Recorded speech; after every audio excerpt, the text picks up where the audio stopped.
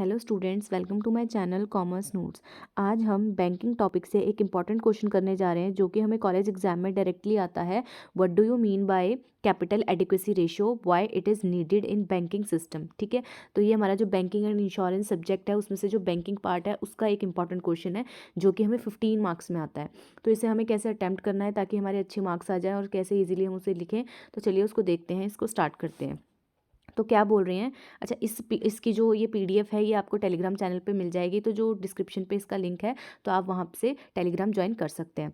तो चलिए अब हम यहाँ पे स्टार्ट करते हैं कि जो कैपिटल एडिक्वेसी रेशियो है ना is a measure of bank capital in relations to risk weighted asset. इसमें क्या बोल रहे हैं कि जो कैपिटल एडिक्वेसी रेशियो है ये एक ऐसा मेजर है, मतलब ये क्या मेजर करती है कि बैंक की कैपिटल कितनी है in relations to risk weighted asset. मतलब अगर बैंक के जो रिस्क वेटेड एसेट हैं उसके कंपैरिजन में उनके पास कितनी कैपिटल है। ठीक है, अब ये क्या है कैसे है ये आगे हम धीरे धीरे एग्जाम्पल के साथ समझेंगे तो हमें समझ आएगा। बट आपको अगर कैपिटल एडिक्वेसी रेशियो की डेफिनेशन या मीनिंग लिखना हो तो ये क्या है, बेसिकली ये एक रेशियो है जो किसका रिलेशन बताती है, दो चीज़ों का रिलेशन बताती है। कौन सी दो चीज़ें, रिस्क वेटेड एसेट और कैपिटल ऑफ बैंक। ठीक है, तो इन दोनों की रेशियो कौन बताती है, हमें कैपिटल एडिक्वेसी रेशियो बताती है। क्या बोला जा रहा है, इट इज़ अ की इंडिकेटर। ये एक इंडिकेटर है, ये क्या इंडिकेट करती है कि बैंक की फाइनेंशियल स्ट्रेंथ कितनी है। ठीक है, तो एक इंडिकेटर है, मतलब कुछ इंडिकेट करती होगी। क्या इंडिकेट करती है कि बैंक की फाइनेंशियल स्ट्रेंथ कितनी है और बैंक की कितनी एबिलिटी है कि वो एब्जॉर्ब कर सके पोटेंशियल लॉसेस को। पोटेंशियल लॉसेस मतलब जो आने वाले टाइम पे अगर कोई लॉसेस हो जाते हैं तो बैंक के पास कितनी कैपिटल पड़ी है या कितना उसके पास पैसा है कि वो उसको क्या है एब्जॉर्ब करे, arising from its lending and investment activity. अब बैंक क्या करता है, लैंड करता है, इन्वेस्ट करता है ना। उसने क्या किया, पैसा दिया। ठीक है, या फिर ये कह सकते हैं कि इन्वेस्ट किया। तो अगर उन इस केस में अगर उसको क्या होता है, लॉस हो जाता है, तो क्या उसके पास इनफ मनी है कि नहीं है, क्या वो उस लॉस को ऑब्जर्व कर सकती है या नहीं कर सकती है। तो ये जो है ये सारा हमें कौन है, कैपिटल एडिक्वेसी रेशियो बताता है। The ratio is express as a percentage. तो ये जो रेशियो है इसको क्या है, परसेंटेज फॉर्म में लिखते हैं, मतलब मल्टीप्लाई बाय 100 करते हैं। एंड इसको यूज़ किया जाता है इंश्योर करने के लिए कि जो बैंक है क्या वो मेंटेन करके रख रहे हैं sufficient level of capital to withstand unexpected financial setback. कि अगर कोई अनएक्सपेक्टेड फाइनेंशियल सेटबैक लगता है तो क्या बैंक के पास इनफ लेवल ऑफ कैपिटल है कि नहीं है, क्या वो मेंटेन करके रखते हैं कि नहीं रखते। तो अगर ये देखना है तो हम क्या देखते हैं, CAR कैपिटल एडिक्वेसी रेशियो। ठीक है, तो ये था मीनिंग। अब हम चलते हैं आगे। क्या बोल रहे हैं, जो कैपिटल एडिक्वेसी रेशियो है is the typically calculated according to regulatory guidelines. जो ये रेशियो है इसको क्या है, कैलकुलेट किया जाता है गाइडलाइंस के अकॉर्डिंग, जैसे कि such as Basel 3 framework which set international standard for bank capital adequacy. This ratio is divided in 2 part. अब जो ये ना बेसिकली इसका फॉर्मूला होता है वो हम आगे की स्लाइड में करेंगे, पर इसमें क्या है, चलो पहले हम यही देख लेते हैं कि कैसे कैपिटल एडिक्वेसी रेशियो को निकालते हैं। तो देखो, कैपिटल एडिक्वेसी रेशियो का क्या फॉर्मूला है, नीचे लिखा जाता है रिस्क वेटेड एसेट और ऊपर लिखा जाता है कैपिटल। कैपिटल को हमने दो पार्ट में डिवाइड किया, एक होता है टियर 1 कैपिटल और एक होता है टियर 2 कैपिटल। बेसिकली ना इसका क्या फंडा है ना कि देखो, बैंक बैंक क्या होता है, बैंक के पास बहुत ज़्यादा क्या होता है, बैंक के पास जो पैसा पड़ा हुआ है ना उसके पास बहुत ज़्यादा पैसा पड़ा होता है। अब वो क्या करेंगे, अपने पास तो रखते नहीं है उसको, उसको क्या करते हैं, लैंड कर देते हैं आगे। ठीक है, या फिर कहीं इन्वेस्ट कर देते हैं, तो उनको उससे क्या मिलती है, इनकम मिलती है ना। तो अब वो जो पैसे इन्वेस्ट कर रहे हैं या फिर उन्होंने किसी को दिया है, अब क्या पता अब उनका भी तो रिस्क है ना कि वो पैसा उन्हें मिलेगा कि नहीं मिलेगा, है ना। उनके ऊपर भी उनका, जैसे वो जब लोन देते हैं ना, जब वो लोन दे रहे हैं, जैसे आपको मतलब उन्होंने क्या किया, जब इन्वेस्ट किया, जब बैंक कहीं इन्वेस्ट करता है तो वो क्या है, उससे जब वो इन्वेस्ट करेगा तो उससे क्या है, उसको इनकम आएगी, है ना। उसके जो एसेट्स हैं उससे क्या है, उसको इनकम आएगी, तो वो उसके लिए क्या होते हैं, एसेट होते हैं। अब क्या होता है कि जो बैंक है, बैंक के हर एक जो बैंक के पास ना मान लो 5-6 क्या हैं उसके एसेट्स पड़े हुए हैं, है ना। बहुत सारे एसेट्स पड़े हैं उसके। एसेट्स का मतलब कि जहाँ पे उन्होंने इन्वेस्ट किया और जहाँ से उनको रिटर्न आने वाला है। अब मान लो क्या जहाँ पे उन्होंने इन्वेस्ट किया वहाँ से उनको रिटर्न आएगा, ठीक है, नॉर्मल तो आएगा। अब भाई कहीं ना कहीं थोड़ा रिस्क तो रहता ही है ना। तो हर एक एसेट पे उसका अपना अपना रिस्क होता है ना। मान लो कि अगर ए एसेट है तो उसका अपना अलग रिस्क होगा, बी एसेट है तो उसका अपना रिस्क होगा। तो क्या करते हैं ना, सारे एसेट्स को एक जगह लिख दिया और उनका जो रिस्क होता है, रिस्क परसेंटेज होती है, उसको दूसरी साइड लिख दिया और दोनों को मल्टीप्लाई कर दिया। तो क्या निकल के आ जाता है, रिस्क वेटेड एसेट। ठीक है, तो रिस्क वेटेड एसेट आ जाते हैं। ऐसे नहीं है कि सारे एसेट्स की टोटल वैल्यू नीचे लिख दी, नहीं, उनको पहले उनके पर्टिकुलर जो रिस्क एसोसिएट है उनके साथ, उन एसेट्स के साथ, उनसे मल्टीप्लाई किया जाता है, देन उसका टोटल नीचे लिख दिया जाता है। उसके ऊपर लिखी जाती है फिर क्या, टोटल कैपिटल बैंक की। ठीक है, बैंक के टोटल कैपिटल में टियर 1 कैपिटल और टियर 2 कैपिटल आती है। इन दो कैपिटलों को डिवाइड किया होता है। अच्छा, अब ये कैपिटल दोनों क्या है, किसमें क्या आता है वो हम देखते हैं। तो क्या बोल रहे हैं, जो टीयर 1 कैपिटल है ये रिप्रेजेंट करती है कि जो बैंक की कोर कैपिटल है, मेन कैपिटल है, जो क्या है बैंक मतलब जिससे बैंक चल रहा है, ठीक है, मेन कैपिटल होती है, जो इंक्लूडिंग कॉमन इक्विटी, इसके अंदर कौन आता है, जैसे इक्विटी कैपिटल हो गई उसकी, ठीक है, शेयर्स के थ्रू आई है जो उनकी रिटेन्ड अर्निंग है। It is consider the most reliable form of capital, ये क्या है, बैंक की most reliable form of capital होती है, because it can absorb losses without triggering insolvency. क्या है, बिकॉज ये क्या है, लॉस को एब्जॉर्व करती हैं और कोई इंसॉल्वेंसी जैसा कंसेप्ट अराइज ही नहीं होता है। तो मतलब ये कह सकते हैं कि जो मेन कैपिटल है, जिससे अगर ये है तो बैंक नॉर्मल चलेगा, अपनी एक्टिविटीज़ करेगा विदाउट एनी सिचुएशन कि हाँ बैंकरप्सी या कुछ ऐसा आ जाए, ठीक है। तो ये कोर कैपिटल होती है मेन। टीयर 2 कैपिटल क्या होती है हमारी, दिस इंक्लूड एडिशनल फॉर्म और लेस सिक्योर, ये क्या एडिशनल हमारी वो होती है, ये कह सकते हैं कि कैपिटल होती है, and more subordinate funding such as subordinate debt and certain hybrid instruments. अब ये क्या होती है ना, एडिशनल कैपिटल हो गई, ठीक है, जो क्या है रखी हुई है, जैसे कि फॉर एग्जांपल जो रिजर्व्स हैं, ठीक है, अब जो रिजर्व है वो किसी ना किसी चीज़ के लिए बनाए हुए हैं, ठीक है। अब जैसे फॉर एग्जाम्पल रिवैल्यूएशन है, ठीक है, अगर हमने मान लो कोई एसेट की रिवैल्यूएशन करवाई है, तो अब मान लो कोई एसेट था 5 लाख का, ठीक है, अब वो 8 लाख का हो गया, तो ये कहीं ना कहीं आपके पास क्या रिजर्व हो गया कि 3 लाख का रिवैल्यूएशन से आया आपका, है ना।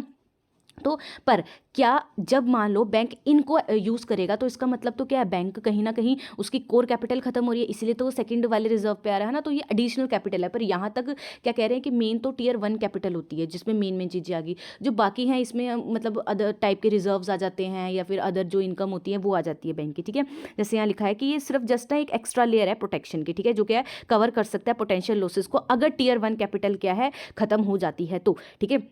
पर वो फेवरेबल क्या होता है कि टीयर 1 कैपिटल क्या है अच्छी खासी होनी चाहिए, जो क्या है आराम से सारा चले। अदरवाइज क्या है, टीयर 2 में क्या होता है, फॉर एग्जांपल जैसे मैंने अभी बताया आपको 5 लाख का एसेट था और 8 लाख उसकी वैल्यू हो गई है, तो अब ये वैल्यू निकाल रहे हैं। अब इस जो ये रिजर्व है, इसको रिजर्व को यूज़ जब करोगे, कंपनी इसको रिजर्व को यूज़ करेगी कब, जब उसकी मेन कैपिटल खत्म हो चुकी है, तभी तो वो क्या करेगी, अपने जो 5 लाख का एसेट था उसको 8 लाख में बेचेगी, और उससे फिर जो 3 का फायदा हुआ है उसको क्या है वो यहाँ पे यूज़ करेगी। तो ये कहते हैं कि जो टीयर 2 कैपिटल है एडिशनल लेयर ऑफ प्रोटेक्शन है, कि हाँ अगर इन केस खत्म हो जाती है टीयर 1 कैपिटल तो टीयर 2 से क्या है उसको चलाया जाएगा, ठीक है।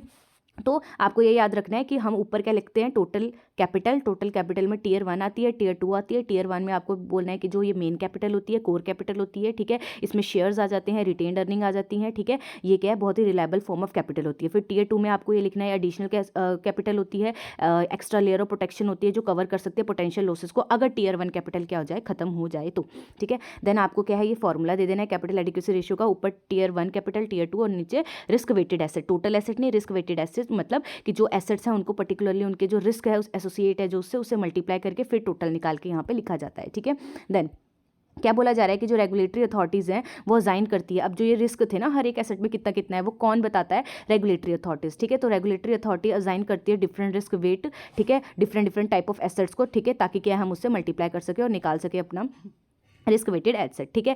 तो यहाँ एग्जांपल दिया है, लोन टू गवर्नमेंट और हाईली रेटेड एंटिटीज़ में हैव लोअर रिस्क। ऑब्वियसली बात है, अगर किसी बैंक ने गवर्नमेंट को लोन दिया है तो उसमें रिस्क बहुत ही कम है ना, तो उसमें क्या है उनका जो रिस्क परसेंटेज होगी बहुत कम होगी। बट अगर किसी रिस्कियर बोरोवर को दे दिया तो वहाँ पे जो ये परसेंटेज होगी वो ज़्यादा होगी, है ना। तो फिर बोला है रेगुलेटरी अथॉरिटीज़ मतलब कि जो परसेंटेज 0.10 0.20 तो 0% होगी बैंक के केस में। क्यों बैंक अगर किसको देता है, गवर्नमेंट को देता है, क्योंकि वहाँ पे कोई रिस्क नहीं होता। पर अगर किसी प्राइवेट को दिया है या फिर किसी ऐसे रिस्की बोरोवर को दे दिया तो वहाँ पे परसेंटेज क्या है, ये 0.28 हो सकती है, ज़्यादा हो सकती है, ठीक है। देन रेगुलेटरी अथॉरिटीज़ क्या है, एक मिनिमम रिक्वायर्ड कैपिटल बोलती है कि आपको क्या है एडिक्वेसी रेशियो आपके पास होनी चाहिए, जो क्या है बैंक को मेंटेन करके रखनी है, ठीक है। और क्यों, क्योंकि इससे क्या इंश्योर हो जाती है कि हाँ यार फाइनेंशियली स्टेबल है। If a bank capital falls below the minimum requirement, पर अगर किसी बैंक की क्या है जो कैपिटल है वो मिनिमम रिक्वायरमेंट से नीचे जाती है तो इसमें क्या होता है, फिर रेगुलेटरी एक्शन लेने पड़ते हैं, इंक्लूडिंग रिस्ट्रिक्शन। फिर रिस्ट्रिक्शन लगाई जाती है ऑन इट्स एबिलिटी टू पे डिविडेंड, फिर डिविडेंड वगैरह नहीं दिया जाता, ठीक है। और इंगेज इन सर्टेन एक्टिविटी, और फिर क्या है मतलब रिस्ट्रिक्शंस लगा दी जाती है कुछ एक्टिविटीज़ में, और डिविडेंड वगैरह नहीं दिया जाता, ठीक है। देन है हायर कैपिटल एडिक्वेसी रेशियो। अगर हमारा मान लो जो कैपिटल एडिक्वेसी रेशियो हम कैलकुलेट करके अगर ये हाई आ रही है तो ये इंडिकेट क्या करेगी, ये क्या शो करेगी कि greater level of financial strength है उस पर्टिकुलर बैंक की, ठीक है, एंड रेजिलियंस फॉर बैंक, मतलब कि अच्छा खासा बैंक चल रहा है। देन फिर है इट इम्प्लाइज दैट जो बैंक है उसके पास लार्जर बफर है, बहुत ज़्यादा कैपिटल है, एब्जॉर्व कर सकता है वो पोटेंशियल लॉसेस को, अगर कुछ आगे अनसर्टेन लॉसेस हो जाते हैं तो। Reducing the likelihood of insolvency situation क्या है, रिड्यूस हो जाती है, ठीक है, अगर इन इकोनॉमिक स्ट्रेस के टाइम पे ऐसा इंसॉल्वेंसी का कुछ हो। देन है bank with strong capital adequacy ratio. अगर किसी बैंक के पास बहुत अच्छी खासी कैपिटल एडिक्वेसी रेशियो है, स्ट्रॉन्ग है, तो उसे कंसिडर किया जाता है मोर स्टेबल और लेस रिस्की बैंक, ठीक है। देन है अब देखो ये तो था हमारा कि मेन क्या है, आपको होप समझ आ गया हो। हमने मीनिंग पढ़ा, मीनिंग के बाद हमने उसका एग्जाम्पल पढ़ा, एग्जाम्पल में एग्जाम्पल नहीं, हमने इसका क्या पढ़ा, वो फार्मूला फिर हमने एक्सप्लेन किया, फिर ये जो रिस्क है ये कौन असाइन करता है, ये सब पढ़ लिया। अब हम ना इसको ना एक छोटे से ये कह सकते हैं कि एग्जाम्पल से समझ लेते हैं, ठीक है। तो अगर किसी को नहीं भी समझ आया होगा तो अब आ जाएगा। जैसे इमेजिन करो you are running a laminate stand, ठीक है। आपकी क्या है, कैपिटल होगी, ठीक है। कुछ ना कुछ कैपिटल से आप स्टार्ट करोगे ना कोई बिजनेस। Is like money you have to cover any unexpected problem. तो आपके पास जो कैपिटल है वो क्या है, आप उससे चला रहे हो उस किसको, बिजनेस को, ठीक है। और आपके पास कुछ एक्स्ट्रा पैसे भी होंगे कि अगर इन केस क्या है कुछ अनसर्टिनिटी होती है तो मैं इससे क्या है उस लॉसेस को खत्म करूंगा, ठीक है। तो जो कैपिटल एडिक्वेसी रेशियो है ये इंश्योर करेगी, या capital adequacy ratio is a way to make sure that you have enough money. तो आप अपनी ना कैपिटल एडिक्वेसी रेशियो भी निकाल सकते हो कि इससे आपको मेक श्योर हो जाएगा कि आप हैंडल कर सकते हो अगर कल को जाके कोई पोटेंशियल इशू आ गया या पोटेंशियल रिस्क आ गया, ठीक है। तो क्या आप मान लो अनसर्टेन कोई रिस्क है, अगर वो आ जाता है तो आप क्या नॉर्मली अपने जो बिज़नेस को कैरी आउट कर सकते हो या नहीं कर सकते हो। उसके बाद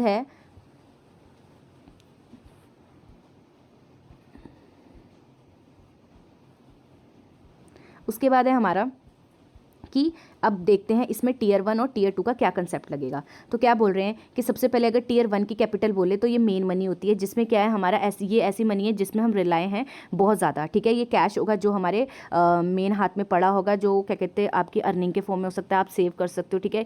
अच्छा, टीयर 2 क्या होती है, बैकअप मनी, ऐसी मनी जो बैकअप मनी है, ठीक है। टीयर 2 को हम बैकअप मनी भी बोल सकते हैं, जो क्या है अगर इनकेस कुछ पोटेंशियल लॉसेस हो जाते हैं तो उसको ऑब्जर्व करने के काम आएगी। तो नाउ द फॉर्मूला, अब जो फॉर्मूला हमने देखा था उसमें क्या है, जो कैपिटल एडिक्वेसी रेशियो ये देखेगी। अब हम कैपिटल एडिक्वेसी रेशियो क्यों निकाल रहे हैं ये देखने के लिए, look at how much of your overall money, मतलब कितनी आपकी जो ओवरऑल मनी है टीयर 1 और टीयर 2 की अगर हम कंबाइंड कर दे एज कंपेयर्ड किसके कंपैरिजन में, अगर कोई पोटेंशियल लॉस हो जाता है आपके बिजनेस को तो, ठीक है। तो अगर आपके पास कितनी मनी है ऑब्जर्व करने के लिए अगर आपको कोई लॉस हो जाता है, ठीक है। तो उस बिजनेसमैन को, जैसे हमने ये एग्जांपल लिया, देन बोला कि सिंपल टर्म में हम देखें डू आई, इसका मतलब अगर नॉर्मल में बोले तो इसको ऐसे बोल सकते हैं, do I have enough money, क्या मेरे पास उतनी मनी है, जैसे टीयर 1 और टीयर 2 की उतना इसको प्लस करके इतनी मनी है टू कवर द रिस्क, क्या करने के लिए, रिस्क को कवर करने के लिए, जो क्या है मैं ले रहा हूँ बिजनेस चलाने के लिए, ठीक है। I am taking in my business, जो बिजनेस में ले रहा हूँ मैं, ठीक है।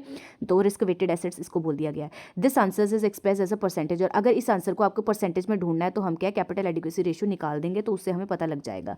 फिर बोला है जो रेगुलेटर्स है लाइक ये तो फिर वही हो गया कि रेगुलेटर्स हैं, इसको देखेंगे क्या इस कंपनी के मतलब जो ये बिजनेस है इसके पास इनफ मनी है कि नहीं है, ये चला सकता है कि नहीं चला सकता। अगर उसकी कैपिटल एडिक्वेसी रेशियो ज़्यादा होगी तो हाँ भाई वो अच्छा है, स्ट्रॉन्ग पोजीशन पे है, ठीक है, स्टेबल है, ठीक है। तो ये सारा है इसमें। उसके बाद हम देख लेते हैं इंपॉर्टेंस, क्योंकि इंपॉर्टेंस भी आएगी, जैसे नीड पूछा था ना तो इसके इंपॉर्टेंस भी आते हैं। तो इंपॉर्टेंस में बेसिकली वही पॉइंट है कि इससे पता लगता है कि कोई चीज़ फाइनेंशियली स्टेबल है या नहीं है, ठीक है। तो क्या उनके पास बफर कैपिटल है कि नहीं, या पोटेंशियल लॉसेस को ऑब्जर्व करने के लिए उतना पैसा है या नहीं है। देन है रिस्क मैनेजमेंट, कहीं ना कहीं हम रिस्क को ही तो मैनेज कर रहे हैं कि कल को जाके क्या है रिस्क हो जाए तो क्या है, क्या हम उसको मैनेज कर सकते हैं, तो इसलिए हम क्या बनाते हैं, बफर कैपिटल्स बनाते हैं, ठीक है। देन है protection from depositors and creditors in the event of financial difficulties, अगर फाइनेंशियल डिफिकल्टीज आ जाती है, इकोनॉमिक डाउनटर्न हो जाती है, अगर ऐसी सिचुएशन आ जाती है, अब वेल कैपिटलाइज्ड बैंक होता है जो एक अच्छा खासा जो बैंक होगा जिसने ये सब कुछ क्या है मेंटेन करके रखा होगा, जिसका CAR ज़्यादा होगा, वो क्या कर सकता है उस टाइम पे अच्छा खासा इंटरेस्ट दे सकता है अपने डिपॉजिटर्स क्रेडिटर्स को, ठीक है। अच्छा, फिर है रेगुलेटर कंप्लायंस, और ये रेगुलेटरी कंप्लायंस भी होता है बैंक्स के लिए कि आपको CAR क्या मेंटेन करके रखना ही है, तो फिर इसलिए भी इसकी इंपॉर्टेंस है। देन अगर हम इसको समरी में देखें, इन समरी जो कैपिटल एडिक्वेसी रेशियो है ये बहुत ही इंपॉर्टेंट है मेंटेन करना ओवरऑल हेल्थ के लिए बैंकिंग सिस्टम के। ये प्रोटेक्ट करता है स्टेक होल्डर्स को। स्टेक होल्डर्स कौन होते हैं, जो क्या है इंटरेस्टेड पार्टीज होती हैं, ठीक है। तो प्रोटेक्टिंग स्टेक होल्डर्स, और प्रमोट करता है रिस्पॉन्सिबल रिस्क मैनेजमेंट, मतलब कि हम क्या है रिस्क मैनेजमेंट रिस्पॉन्सिबली करते हैं इससे, ठीक है। फाइनेंशियल इंस्टीट्यूशन, जो भी फाइनेंशियल इंस्टीट्यूशंस है वो क्या है रिस्क मैनेजमेंट करते हैं। देन इसको यूज़ करके इट सर्व एज अ की रेगुलेटर टूल, ये क्या है एक टूल है जो इंश्योर करता है बैंक को कि उनके पास क्या है अच्छी खासी कैपिटल है, ठीक है, अपने जो पोटेंशियल लॉसेज उनको ऑब्जर्व करने के लिए, वो फाइनेंशियली क्या है स्टेबल है, फाइनेंशियली स्ट्रेंथ है, ठीक है। और वो क्या है मतलब अगर कोई चैलेंजेस आ जाते हैं तो उसको क्या कर सकते हैं, फेस कर सकते हैं। एंड कंट्रीब्यूट करता है, ये जो CAR है कहीं ना कहीं स्टेबिलिटी बताता है, ठीक है, कि हमारे जो फाइनेंशियल सिस्टम है वो स्टेबल है या नहीं है। तो ये था हमारा पूरा ये क्वेश्चन जो हमें एग्जाम में आता है। अगर आपको एग्जाम में आता है तो आपको ऐसे ही लिखना है, सारा एक्सप्लेन करना है। अगर वीडियो पसंद आई हो तो लाइक शेयर सब्सक्राइब ज़रूर करें। Thank you.